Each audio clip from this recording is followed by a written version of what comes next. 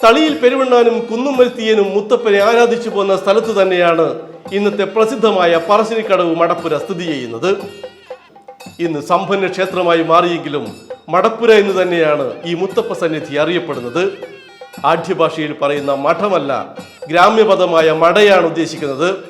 മട എന്നാൽ ഗുഹ, പുര എന്നാൽ വീട്. അങ്ങനെയാണ് മടപ്പുരയായത്. ക്ഷേത്രം സ്ഥാനികനെ മുത്തപ്പൻ വിളിക്കുന്നത് മടയുടെ കാവൽക്കാരൻ എന്ന അർത്ഥത്തിൽ മടയ എന്നാണ്. പറശ്ശിനി പോലെ ശ്രീകോവിലിൽ വരെ നായ്ക്കൾക്ക് പ്രവേശനമുള്ള വേറെ ഏതെങ്കിലും ദേവാലയമുണ്ടോ എന്നറിയില്ല. മഹാഭാരത കഥയിൽ യുധിഷ്ഠിരന്റെ കൂടെ അവസാനം വരെ ഉണ്ടായിരുന്നത് ഒരു നായയാണ്. ആ നായയ്ക്ക് പ്രവേശനം നൽകിയില്ലെങ്കിൽ തനിക്ക് സ്വർഗം വേണ്ടെന്ന് പറഞ്ഞയാളാണ് നീതിമാനായ ധർമ്മപുത്രർ. മുത്തപ്പനും അങ്ങനെയാണ് തന്റെ വിശ്വസ്ത മൃഗം. മഹാഭാരതത്തിൽ മാത്രമല്ല, ഗ്രീക്ക് ഇതിഹാസം ഒഡീസിയിൽ നീണ്ട മഹായുദ്ധങ്ങൾ കഴിഞ്ഞ ശേഷം പരവശനായെത്തിയ ഒഡീസിയസിനെ തിരിച്ചറിയുന്നതും ഒരു നായയാണ്.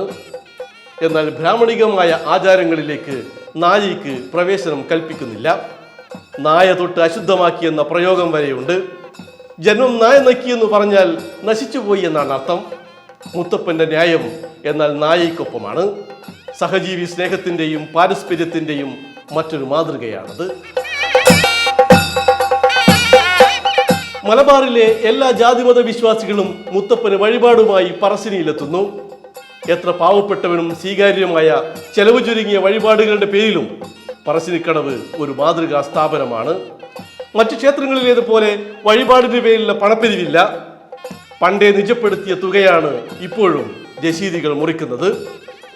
ദർശനത്തിനെത്തുന്നവർ വഴിപാട് നൽകിയാലും ഇല്ലെങ്കിലും പ്രസാദശാലയിൽ നിങ്ങൾക്ക് ചായയും പയറു പുഴുങ്ങിയതും തേങ്ങാപ്പൂളും ലഭിക്കും. നിത്യവും 2 നേരം ഊണും എല്ലാ നേരവും ചായ പലഹാരവും താമസ സൗകര്യങ്ങളും അതിഥികൾക്ക് സൗജന്യമായി നൽകുന്ന മറ്റേത് ധർമ്മസ്ഥാപനമുണ്ട്?